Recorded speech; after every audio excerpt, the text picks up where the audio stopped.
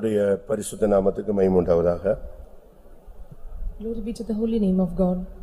Ezra 2ஆம் அதிகாரம் Book of Ezra chapter 2 69ஆம் வசனம். 69. அவர்கள் தங்கள் சக்திக்கு தக்கதாக திருப்பணி பொக்கிஷத்திற்கு 61000 தங்க காசையும் 5000 ராத்தல் வெள்ளியையும் 100 ஆசாரிய வஸ்திரங்களையும் கொடுத்தார்கள்.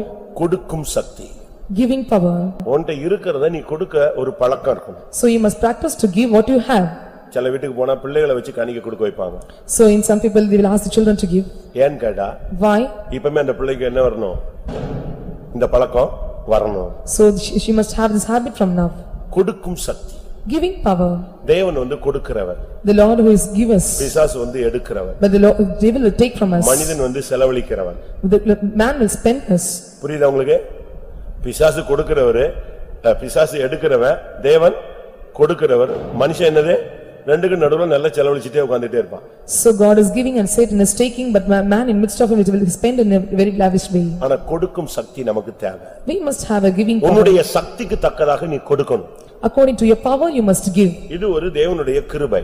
This is the grace of God. அதனால தான் பைபிள்ல சொல்லி இருக்கு, Scripture was mentioned in this way. உனக்கு கொடுக்கிற சக்தி இல்லன்னா கொடுக்கிற சக்திக்கு ஏத்த மாதிரி கொடு. When you are not having the giving power, according to your ability you must give. இப்ப பழைய ஏற்பாட்டுல நீங்க பாத்தீங்கன்னா, When you see in the Old Testament, ஒரு ஆம்பளை பிள்ளை பிறந்துருச்சு அப்படின்னா, if a man child is born, அவங்க ஒரு நல்ல தகுதியாக இருந்தா அவங்க ஒரு காளையை பலியிடலாம். so if they are just able, they can just offer a cow. அதை விட கொஞ்சம் ஏழையா இருந்தா, If he is just a ரெண்டு poor, புறா குஞ்ச சில பலியிடலாம். and he can just give a pigeon, அதுவும் கொடுக்க அவனுக்கு சக்தி இல்லைன்னா, even is not able to perform it, நீ ஒருபடி மாவு கொடுத்துட்டு போயிட்டே இருக்கலாம். he must give one pot of flour. அப்படின்னு பைபிள் சொல்லுது. Scripture is mentioned in லேவியராகமம் 5ஆம் அதிகாரம் 7ஆம் வசனத்துல, Book of Leviticus chapter 5 verse 7. ஆட்டுக்குட்டியை கொண்டு வர அவனுக்கு சக்தி இல்லாதிருந்தால், ஆட்டுக்குட்டியை கொண்டு வர அவனுக்கு சக்தி If இல்லாவிட்டால் he is not having an ability to bring lamb, அவன் காட்டுப்புறாவை செலுத்தலாம். he can give turtle doves. இப்ப இயேசுவின் அம்மாவுக்கும் அப்பாவுக்கும் For the mother of Jesus and அவங்களுக்கு ஒரு ஆட்டுக்கடாவை கொண்டு வரதுக்கு சக்தி இல்ல. they are not having the power ability to bring lamb. இயேசு பிறந்தபோது அவங்க என்ன கொடுத்தாங்க? When Jesus was born, what they have given? என்ன கொடுத்தாங்க? அவங்களுக்கு ஆட்டுக்கடாவை செலுத்தக்கூடிய வசதி இல்ல. அவர் தச்சன். They were a carpenter. அப்ப என்ன பண்ண முடியும்? What they can give? அவர் என்ன பண்ணாங்க? What they did? அவங்க ஒரு ரெண்டு புறா கொஞ்சம் கொடுத்துட்டு போயிட்டாங்க. They have given 2 pigeons and they have gone. லூக்கா 2ஆம் அதிகாரம் Book of Luke chapter 2 24ஆம் வசனம். கர்த்தருடைய நியாயப்பிரமாணத்தில் சொல்லியிருக்கிறபடி ஒரு ஜோடு காட்டு புறாவையாவது 2 புறா குஞ்சுகளையாவது பலியாக செலுத்தவும் அவரை எருசலேமுக்கு கொண்டு போனார்கள். இயேசுவின் அம்மா அப்பாவுக்கு அங்க ஆட்டுக்கடா செலுத்துறதுக்கு சக்தி கிடையாது. அதனால 2 புறா குஞ்சு செலுத்திட்டு தூக்கிட்டு போனாங்க. Parents of Jesus was not able to sacrifice lamb, so they given the turtle doves, the pigeons, and they were departing. நமக்கு கொடுக்கும் சக்தியை கர்த்தர் தரும்படியாக கேட்க வேண்டும். We have to ask God to giving power. ஒரு ஏழை விதவை காணிக்கை கொடுக்க வந்தா, When a certain lady was coming and giving ஒரு offering, பெரிய பணக்காரனும் காணிக்கை கொடுக்க வந்தா, and just a rich man is also giving offering to அந்த ஏழை them. விதவை என்ன செஞ்சா? What the poor lady was doing? அவளிடத்தில் இருந்தது என்னதுதான்?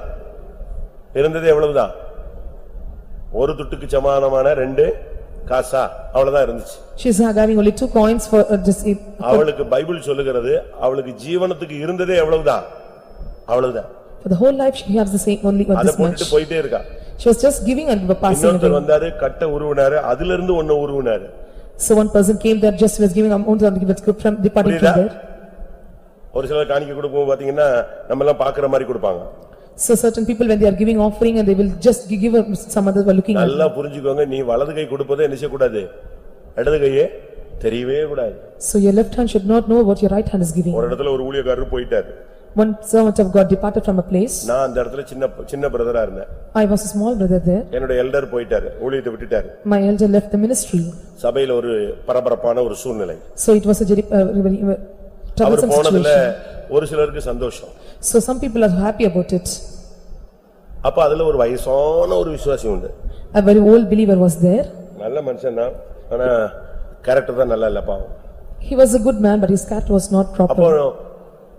காணிக்கை வாங்குறது நான் தான் சின்ன பிரதர். அப்போ ஆக்டிங்ல நான் தான் இருக்கிறேன். I am a small brother, I was acting there. அப்போ ஒரு விசுவாசி காணிக்கை, அந்த பழைய விசுவாசி காணிக்கை கொடுக்க வர்றாரு. And that old believer was coming to give me an offering. பாக்கெட்ல கை வச்சுக்கிட்டே சொல்றாரு, காணிக்கை உங்ககிட்ட கொடுக்கணுமா அக்காட்ட கொடுக்கணுமா அம்மச்சிட்ட அப்படின்னு கேக்குறேன். Keeping his money in the pocket, he was asking me whether I have to give to you or to Ammachi. நான் சொன்னேன் என்கிட்டயும் கொடுக்கலாம் யார்ட்டையும் கொடுக்கலாம் பெரிய சிஸ்டரையும் கொடுக்கலாம். You can give to me or to Akka. அவங்க கிட்ட கொடுத்தாலும் ஒண்ணுதான் என்கிட்ட கொடுத்தாலும் ஒண்ணுதான் ரெண்டு ஒரே பாக்கெட் தான். And I told it to the same pocket whether you give to me or to her. அப்படின்னு நீங்களே வாங்கிக்கோங்க அப்படின்னு சொன்னாரு. And he told and you can receive from me. Okay கொடுங்கன்னு சொல்லிட்டேன். I told him you can give me. அவர் எடுத்தாரு. He took it. ஒரு 20 ரூபாய் ஒரு 10 ரூபாய். 20 rupees and it is 10 rupees. இத இந்த தாம்பலத்துல கொடுக்கிற மாதிரி ரெண்டு கையில பிடிச்சு என்கிட்ட கொடுத்தாரு. He was giving with both hands and was giving to me. ரொம்ப பெரிய வயசான மனுஷன் நல்ல பழைய விசுவாசி. He is a very old man and a very old believer. இப்ப 20 ரூபாயும் 10 ரூபாயும் ஸ்ட்ராங்கா பிடிச்சிருக்காரு. He was holding very firm the 20 rupees and 10 rupees note. காணிக்கை கொடுக்கறாரு. He was giving me an offering. நான் ரொம்ப சின்ன brother. I was a very small brother. அப்ப எனக்கு ஒன்னு 21 வயசு. I was 21. 22 வயசு. I was 22 years old. யார்ட்டனாலும் கொடுங்கன்னு சொல்லியாச்சு இல்லையா? அதனால அவர் எடுத்து 20 ரூபாயும் 10 ரூபாயும் விரிச்சிட்டாரு. So I told you can give to anyone, so he was just holding his hand. He was just typing. நம்ம என்ன செய்யணும்? நானு கைய பாதி நீட்டிட்டேன். So விவரம் தெரியாம நீட்டிவிட்டேன். I also stretched out my hand halfway. நீங்க ஒண்ணு ஊழியத்தை விட்டு போயிட மாட்டீங்களா? And he asked. அப்படினாரு. அச்சாத் பாருங்க அடி. அவர் கொடுத்துட்டு காணிக்கை கொடுக்கும்போது நான் கையை நீட்டின உடனே அடுத்த வேட விடுறாரு. நீங்க ஒண்ணும் போயிட மாட்டீங்களா ஊழியத்தை விட்டு அப்படினாரு. So he asked me whether you will leave the ministry. இதுக்கு பிறகு எப்படி 30 ரூபாய் வாங்குறது? How I can get this 30 rupees? நீங்க யோசிச்சு பாருங்க விசுவாசிகளுடைய மனநிலைகள் எப்படிலாம் இருக்கு. எந்த லெவல்ல அவங்க கர்த்தருடைய காணிக்கையை சிந்திக்கிறாங்கன்னு பாருங்க. Just think and see how the mentality of the believers. எனக்கு சுல்லுன்னு ஏறுது. வாங்கவா இந்தால சத்தம் போடவா பழைய விசுவாசி நான் ரொம்ப சின்ன பையன் வாங்கலன்னா தப்பு வாங்கிட்டா இதை விட கேவலம் ஒண்ணுமே கிடையாது. So I was in a very troublesome. எப்படி இருக்கும் நீங்க யோசிச்சு பாருங்க. Just think and see how the நான் சொன்னேன் situation. இயேசு உயிரோடு இருக்கிறார்னு விசுவாசிக்கிறேன் அவர் இருக்கிற வரைக்கும் இருப்பேன்னு. அப்ப நீங்களே வாங்கிக்கோங்க அப்படின்னு கொடுத்துட்டார். I replied that Jesus was living, I was believing till he was alive, I will be here. அந்த 30 ரூபாயில நான் சென்னையில இருந்து திண்டிவனம் கூட போக முடியாது. With that 30 rupees I cannot travel from Chennai to Dindivanam. நான் திரும்பி போறதா இருந்தா என் வீட்டுக்கு போகணும்னா நான் திண்டிவனம் வரைக்கும் கூட போக முடியாது. If I want to go back to my home, I cannot go even till Dindivanam. இது கொடுக்கும் சக்தி அல்ல. This is not the giving power. கொடுக்கும் சக்திங்கிறது அது பெரிய பாக்கியம். The giving power is just the privileged thing. ராக்ஃபெல்லர்னு நீங்க ஒரு ஆளை கேள்விப்பட்டிருப்பீங்க. You might have heard a person called Rockefeller. Rockefeller. இப்ப கூட அவருடைய ஃபவுண்டேஷன் வர்க் ட்ரஸ்ட் வர்க் பண்ணுது. Still his trust was working. அவர் ஒரு பெரிய ஆயில் கம்பெனி வச்சிருந்தாரு. He had a very great oil company. எல்லா பெட்ரோல் பங்குக்கு முன்னால போய் இவர் பெட்ரோல் பங்க் போடுவார். So they will go all the petrol bunk எல்லாம் எங்க இருக்கோ அந்த பங்குக்கு முன்னால எல்லாம் இவர் புதுசா ஒரு பெட்ரோல் பங்க் போடுவார். So wherever the petrol bunk is there, he will just start. ஏன்னா இவருக்கு ஒரு எண்ணெய் கிணறு இருக்கு.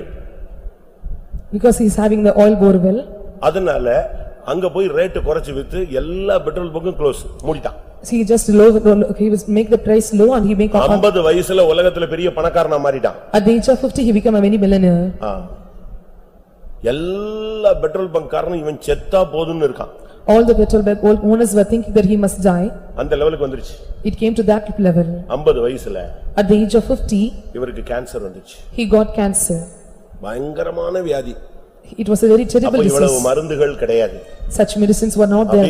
நொந்துட்டான் அந்த மனுஷன். So he was just fainted. நொந்து இனி வாழ்க்கை முடிய போகுதுன்னு நினைக்கும்போது எல்லாரும் நினைக்கிறாங்க இவன் செத்துட்டா என்னது எல்லா பிசினஸும் சரியாயிடும்னு அவங்க வெயிட்டிங்ல இருக்காங்க. All the people were waiting that if he was dying or their business will be lost. வீட்ல படுக்கையில இருக்கும்போது When he was at sick bed, திடீர்னு பைபிள் எடுத்தான். he took the Bible. ஒரு வசனம் அவனுக்கு முன்னால பளிச்சுன்னு நின்னுச்சு. So one verse came before him very brightly. அப்போஸ்தலர் 20ஆம் அதிகாரம் 35ஆம் வசனம். Acts of the Apostles, chapter 20, verse 35. இப்படி பிரயாசப்பட்டு பலவீனரை தாங்கவும் வாங்குகிறதை பார்க்கிலும் கொடுக்கிறதை பாக்கியம் என்று கர்த்தராகிய இயேசு சொன்ன வார்த்தைகளை வாங்குகிறதை பார்க்கிலும் கொடுக்கிறதே பாக்கியம் என்று கர்த்தராகிய இயேசு கிறிஸ்து சொன்ன வார்த்தை. அவ்வளவுதான் நிப்பாட்டிட்டான் பைபிளை. The words of Lord Jesus, it is more blessed to give than to receive. ஒரே வசனம் தான். The only one verse. வாங்குகிறதை பார்க்கிலும் கொடுக்கிறதே பாக்கியம் என்று இயேசு சொன்ன வார்த்தை. The words of Jesus, it is more blessed to give than to receive. அவ்வளவுதான். That's என்னைய it. கார்ல ஏத்துங்கன்னு சொன்னான். And he told to just put me வீட்ல in the இருக்கிற car. பணத்தெல்லாம் கார்ல ஏத்துன்னு சொன்னான். He asked all the money to put it in the car. அந்த ஊர்லயே இருக்கிற சேரியில போய் நிப்பாட்டினான். And he asked him to just put it in the slum area. வந்த ஜனங்களுக்கு எல்லாம் அள்ளி கொடுத்துட்டான். He started to give money to all the people that were gathered there. வாங்குகிறதை பார்க்கலாம் சம்பாதிக்கிறதை பார்க்கலாம் என்னது கொடுக்கிறது பாக்கியம் என்று இயேசு சொன்ன வார்த்தை அத புடிச்சான். So just he hold the words Jesus was spoken. அவ்வளவுதான். கார்ல உள்ள பணம் எல்லாம் காலி. All the money which is kept in the car was over. ஜனங்கள் எல்லாம் பயங்கர சந்தோஷம். All the people were so happy. ஒண்ணுமில்லாதவனுக்கு இன்னைக்கு பயங்கரமா லட்சக்கணக்கில் காசு கிடைக்க ஆரம்பிச்சிருச்சு. Those who are not having anything he was going to receive lakhs of money. எல்லாம் கொடுத்து முடிச்ச போது After finishing giving everything, இவனுக்கு சரீரத்துல ஏதோ ஒரு மாற்றம். he had some miracle in his body. அந்த பெயின் இல்ல. There was no pain in him. அந்த ஃபீலிங் இல்ல. He don't have that feeling. என்னவோ சரீரத்துல ஏதோ நடக்குதுன்னு சொல்லிட்டு நேரா ஹாஸ்பிடல் போனான். He just gone to the hospital, just something was happening in his அங்க அவரை body. செக் பண்ணாங்க. When they checked him, check பண்ணி சொல்றாங்க அது எப்படி கேன்சர் சுகமாயிடுச்சே எப்படி சுகமாயிடுச்சுனா. so they asked if the cancer was healed, how it is possible. வாங்குறதை பார்க்கலும் கொடுக்கிறதை பாக்கியம்னு ரோட்ல போய் ஏழை ஜனங்களுக்கு அள்ளி கொடுத்துட்டு ஆஸ்பத்திரி வந்தா எது சுகமாயிடுச்சு? Cancer சுகமாயிடுச்சு. So when he was giving all the money to the poor people at the roadside, when he was coming to the hospital, his cancer was healed. அதோட அவன் கிறிஸ்தவனா மாறிட்டான். From that point of time he became a Christian. அதுக்கு பிறகு Afterwards, doctor 2 வாரத்துல செத்துருவேன்னு சொன்னா 92 வயசு வரைக்கும் உயிரோட இருந்தான். and doctor told him within 2 weeks he will die, but at till the age of 50 92 he was வயசுல alive. சாகறேன்னு சொன்ன ஆளு எத்தனை வயசு வரைக்கும் இருந்தான்? 92. நெட்ல அடிச்சு பாரு ராக்ஃபெல்லர் ஃபவுண்டேஷன் வருதான்னு பாருங்க. So just you play in the net where the Rockefeller Foundation is coming. ஏழை பிள்ளைகளுக்கு உதவி செய்யற ஒரு மார்க்கமா செயல்படுது. Till it is being acting as a helping the poor people. கொடுக்கும் சக்தி அவனுக்கு கிடைச்சது. So the giving power has given. தேவன் உனக்கு கொடுப்பாரு பட் நீ கொடுக்கணுமே அதான main. The Lord will give you but you have to give, that is important. தேவன் உனக்கு கொடுக்காம இல்ல உனக்கு எல்லாம் கொடுக்கறாரு. The Lord is giving you everything to you. நீ ஏழைகளுக்கு கொடு. You must give to the poor people. அம்மா அப்பாவுக்கு கொடு. You must give to your father and mother. You must give to your brother. உங்க தாய் தகப்பனுக்கு கொடு. You must give to your parents. ஒண்ணுமில்லாதவனுக்கு கொடு. You must give to the people those are not able. காணிக்கை கொடுக்கிறது முக்கியம் அல்ல. It is not important to give offering. அது கடமை. It is just responsibility. ஏழைகளுக்கு நீங்க இறங்குங்க. But you must get out for the ஜனங்களை தேடி போ. அது ஏழைனா கிறிஸ்தவ ஏழைகள் மாத்திரமல்ல எல்லா ஏழைகளும் ஏழைகள் தான். So not only the Christian poor people, all poor peoples. அப்படி நீங்க பழகுனீங்கன்னா when you practice like this, அந்த கொடுக்கும் சக்தி வரும் பொழுது உனக்குள்ள இருக்கிறதான வியாதி எல்லாம் வெளியே போயிடும். when the giving power is you receive, all the sickness will be healed. தாவீது சொல்றான், David is saying, இப்படி கொடுக்கிற ஒரு தன்மை எங்களுக்கு கொடுத்தீங்களே அதுக்காக ஸ்தோத்திரம் சொல்றான். and he is telling that just thanking God for giving this giving power. 1 நாளாகமம் 29:14 1 நாளாகமம் 29:14 Book of First Chronicles chapter 29 verse 14. இப்படி மனப்பூர்வமாய் கொடுக்கும் திராணி உண்டாவதற்கு நான் எம்மாத்திரம், என் ஜனங்கள் எம்மாத்திரம். மனப்பூர்வமாய் கொடுக்கும் திராணி உண்டாவதற்கு நான் எம்மாத்திரம், என் ஜனங்கள் எம்மாத்திரம். That what shall be able of to giving is willingly after this sort. ஆவிக்குரிய வாழ்க்கையில வந்துட்ட பிறகு when we come to the spiritual life, நமக்கு அற்புதங்கள் செய்யும் சக்தி தேவை. we must have the power of performing miracles. அது எந்த இடத்துலயும் டக்குன்னு சுவிசேஷம் சொல்றதுக்கோ ஆண்டவருடைய நாமத்தை உயர்த்துறதுக்கோ அது உனக்கு உதவியா இருக்கும். So it will be very helpful to proclaim the gospel and perform miracles. இரண்டாவது நீ கொடுக்கும் சக்தியை பெற்றுக்கொள்ள வேண்டும். Secondly, you have to receive the giving power. அதுக்காக கொடுக்கும் சக்தின உடனே கடன் வாங்கி கொடுக்கணும்னு இல்ல. So it is நல்லா புரிஞ்சுக்கங்க, சத்தியத்தை புரிஞ்சுக்கங்க. You must understand the truth, you should not get the debt from here. இங்க வாங்கி அங்க கொடுத்துட்டு நான் கொடுக்கும் சக்தின்னு சொல்லிட்டு நீ பேர் வாங்க கூடாது. அவன் ஓடி போய்டுவான், திருப்பி நீ தான் உட்கார்ந்திருப்ப, சட்டையெல்லாம் கழட்டி விட்டுருவான். Getting here and giving it is not an important thing. அப்படி இப்ப ஒரு விசுவாசி கூட அன்னைக்கு வந்து சொன்னாரு. One believer told me this way. அப்படி சில விசுவாசிகள் கூட அப்படி ஏமாத்திட்டு ஓடி போயிடுறான். Even believers are cheating and they were driving. எனக்கு கொடுங்க, நான் வரேன் தாரேன் அப்படின்னு சொல்லிட்டு போனதா இங்க கூட ஒருத்தன் வந்து எனக்கு report கொடுத்திருக்கான். So even here they reported me. தப்பு. It is wrong. வாங்குனத கொடுத்துறணும். Whatever you have received. கொடுக்கும் சக்தியை தேவன்ட்ட கேளு. You must ask for God for giving power. ஒரு சிலருக்கு தேவன் கொடுக்கிறார், ஆனா அவங்களுக்கு கொடுக்கிறதுக்கு மைண்டே வராது. So for some people Lord is giving but they are not having mind to give. இந்த நாயிட்ட போய் தேங்காய் மாட்டிக்கிச்சுனா, if the coconut was just caught up with this dog, எவனும் கிட்ட போய் அதை எடுக்க முடியாது. no one can come near it. கடிச்சு கோதறிடும் கிட்ட போனா. It will bite and but அதுக்கு அதை உடைச்சு செய்ய முடியாது, சாப்பிட முடியாது. இது ஒரு பெரிய பிரச்சனை. So but it is impossible for dog to eat. இத பத்தி பைபிள் என்ன சொல்லுகிறது? What the scripture is telling about it? அனுபவிக்கும் சக்தின்னு ஒரு சக்தி இருக்கு. So it is the power of just experiencing. உங்களுக்கு அந்த சக்தி இருக்கான்னு பாருங்க. Whether you are having this power, அனுபவிக்கும் சக்தி, with the experience of just using it. தேவன் ஒரு சிலருக்கு அனுபவிக்கும் சக்தியை கொடுக்கவில்லை. So for some people the Lord has given the authority of using it. பிரசங்கி 6 அதிகாரம் 2 வசனம். Book of Exodus chapter 6 verse 6. பிரசங்கி 6:2. அதாவது ஒருவனுக்கு தேவன் செல்வத்தையும் சம்பத்தையும் கனத்தையும் கொடுக்கிறார், அவன் என்ன இச்சித்தாலும் அதெல்லாம் அவனுக்கு குறைவில்லாமல் கிடைக்கும், ஆனாலும் அவைகளை அனுபவிக்கும் சக்தியை தேவன் அவனுக்கு கொடுக்கவில்லை. அவ்வளவுதான். அவன் பாட்டுக்கு சம்பாதிப்பான், ஆனா சோறு சாப்பிட முடியாது, கோதுமை தான் சாப்பிடணும். So he will just yawn, but he is not able to eat rice, but he can eat only this. வீட்ல பிள்ளைங்க எல்லாம் நல்லா சாப்பிடுவாங்க, மனைவி எல்லாம் நல்லா சாப்பிடுவாங்க, இவர் பாத்துக்கிட்டே இருப்பார். So all the family members will eat well, but he is not able to eat, just look at them. அவனுக்கு எல்லாத்தையும் சம்பத்தையும் எல்லாத்தையும் கொடுத்துட்டாரு, ஆனா என்ன சக்தி கொடுக்கல? அனுபவிக்கும் சக்தியை கொடுக்கல. The Lord has given everything to him, but he has not given the power to utilize it. இத நீங்க பல இடங்கள்ல பல விதங்கள்ல எடுத்துக்கலாம். You just think it in a very different way. தமிழ்ல சொல்லுவான், கை கெட்டிருச்சு, என்ன செய்யல? வாய்க்கு மட்டும் தான் எட்டல. So in Tamil proverb it is mentioned அப்படிதானே? that இன்னைக்கு अनेகர் நீங்க பார்க்கலாம். many can see this. எண்ணெய் யூஸ் பண்ணாதே, உப்பு யூஸ் பண்ணாதே, சுகர் யூஸ் பண்ணாதே, ஒண்ணு யூஸ் பண்ணாதே. Don't use oil, sugar and everything, don't use everything. நீங்க எப்படி இருக்கீங்களா யாராவது? அனுபவிக்கும் சக்தி. ஆனா பைபிள் சொல்லுகிறது கர்த்தர் கொடுத்ததை நீ அனுபவிக்கிறது தான் இந்த உலகத்துல உனக்கு கிடைச்ச பங்குன்னு சொல்றாரு. So the scripture is telling whatever the Lord has given you, you must utilize, that is the power given by God. அதே பிரசங்கில நீங்க படிச்சு பாருங்க. When you read in the same Ecclesiastes, புசிச்சு குடிச்சு நல்லா இருக்கிறதாங்க இது இந்த உலகத்துல நமக்கு தேவன் கொடுத்த பெரிய மேன்மை. that is the greatest power is given by God to eat and drink. வேற ஒரு நன்மையும் கிடையாது. There is no other goodness found in it. பிரசங்கி 2:24. Book of Ecclesiastes chapter 2 verse 24. மனுஷன் புசித்து குடித்து தன் பிரயாசத்தின் பலனை அனுபவிப்பதை பார்க்கிலும் அவனுக்கு ஒரு நன்மையும் இல்லை. இதுவும் தேவனுடைய கரத்திலிருந்து வர்றது என்னது? புசித்து குடிச்சு அதை அனுபவிச்சுட்டு நல்லபடியா உன் பிரயாசத்தின் பலனை நீ சாப்பிட்டு நல்லபடியா ஓட்டத்தை முடிக்கிறது தான் கர்த்தருடைய கரத்திலிருந்து வருது.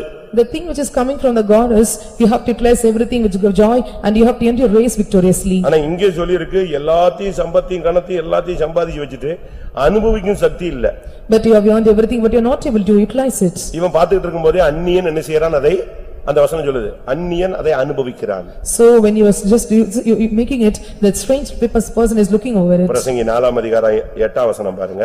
The 4th chapter 8 verse is mentioned.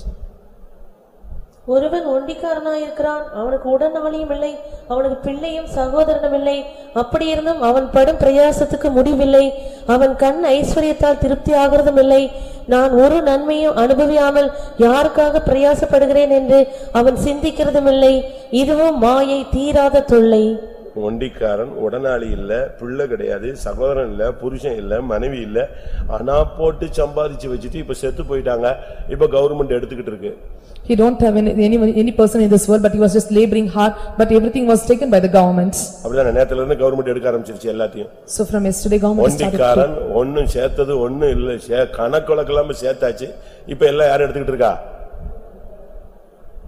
உடனாளியும் கூட இல்ல. இப்போ எப்படி இருக்குன்னு பாருங்க. How the situation. நானே யோசிச்சேன் எவ்வளவு சம்பாதிச்சாங்க. So just think how he earned in his life. தேவன் எப்படி கொண்டு வந்து முடிக்கிறாரு பாத்தீங்களா? பைபிள் அப்படிதான் இருக்கு. So the scripture is mentioning like that how the Lord is உடனாளி இல்ல, பிள்ளையும் இல்ல, சகோதரனும் இல்ல, ஒருத்தனும் இல்ல, போட்டு சம்பாதிச்சிட்டாங்க, ஆனா அனுபவிக்கல.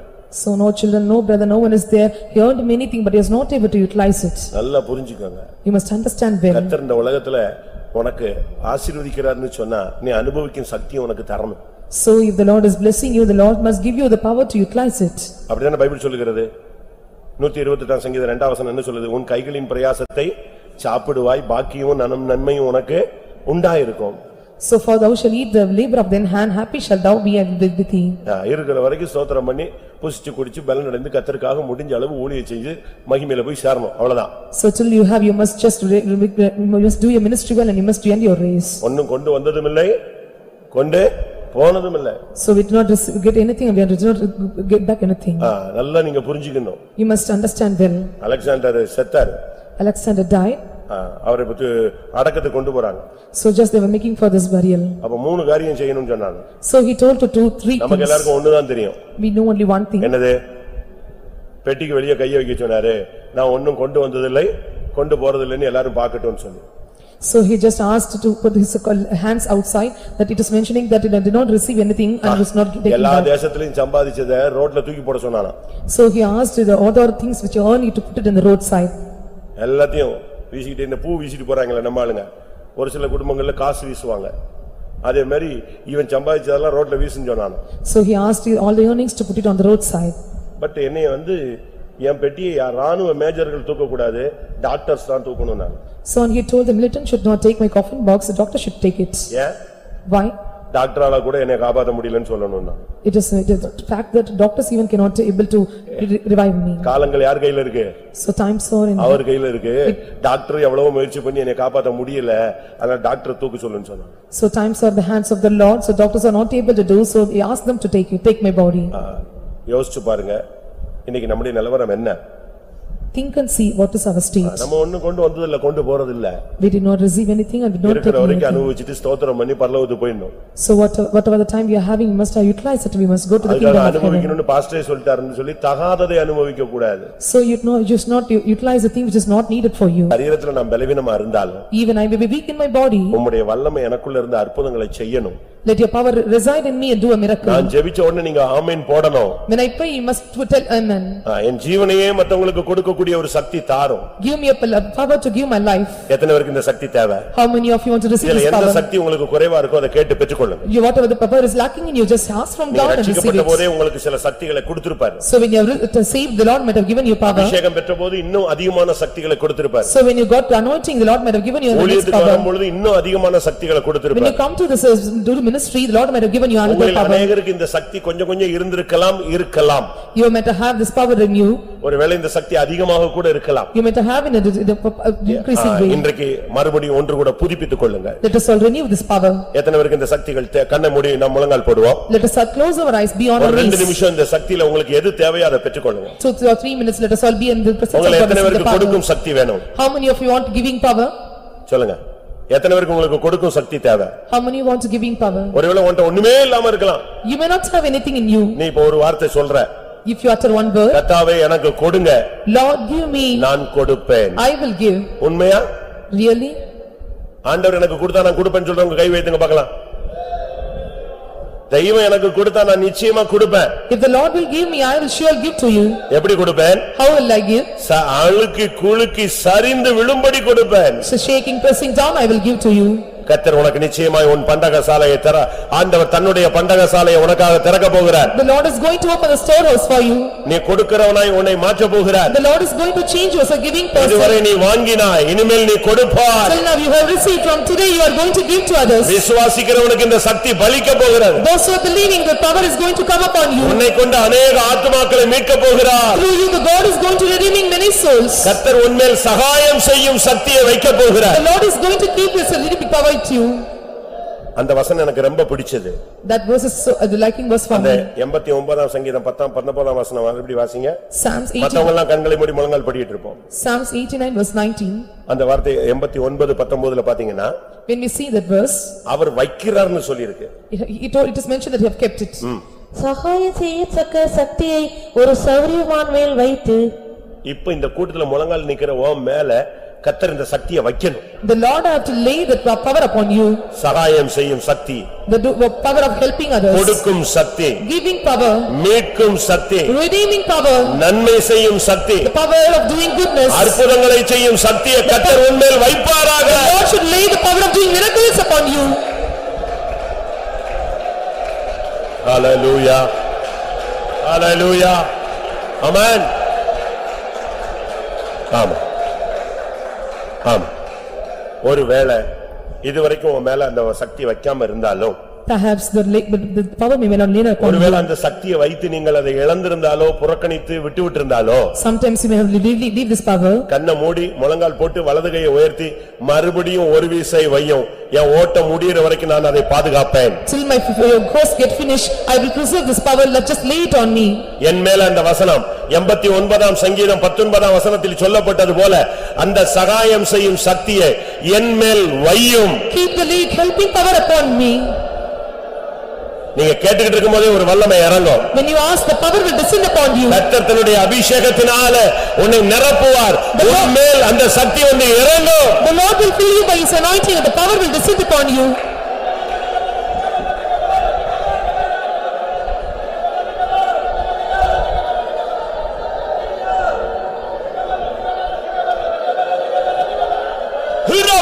Rabalakathira. Oh, Rabakathira, Bakathira, Balaka. Amen. Hallelujah, hallelujah, hallelujah. Amen, amen, amen, amen. Hallelujah, hallelujah, hallelujah. Sudibikara bakara bakathira bakara. Amen. இந்த வசனத்துக்கு நீங்க ஒப்பு கொடுக்கும் பொழுது ஒரு வல்லமை இறங்குறது நான் காண்கிறேன், நான் உணர்றேன். இந்த வசனம் யாருக்கு தேவையோ, யார் வாஞ்சித்து கர்த்தாவே எனக்கு மீட்கும் சக்தியை தாங்கன்னு கேட்கிறாங்களோ, கேட்கிற எவனும் பெற்றுக்கொள்கிறான். ஹல்லேலூயா, ஹல்லேலூயா. இனிமேல் உன் மூலமாய் ஆத்துமாக்களை கர்த்தர் சந்திக்க போகிறார். உன்னை கொண்டு கர்த்தர் கிரியை செய்ய போகிறார். ரீபாலா இதபாலா கதிடா கராப் திடாதியாராபா.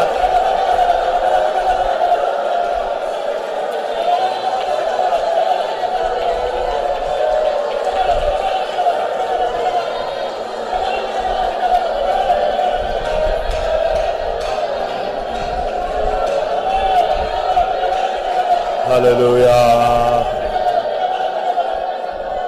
ஆமா, இந்த கடைசி நாட்களிலே தேவனுடைய பெரிதான சக்திகளாக தேவன் நம்மை மாற்ற சித்தம் கொண்டிருக்கிறார். அதற்காக ஸ்தோத்திரம் பண்ணுவோம்.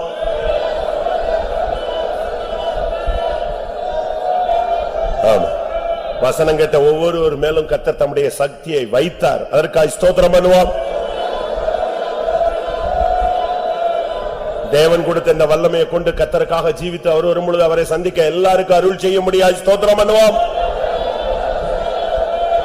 எல்லா துதி கன மகிமை அவருக்கே செலுத்தி ஸ்தோத்திரம் பண்ணுவோம்.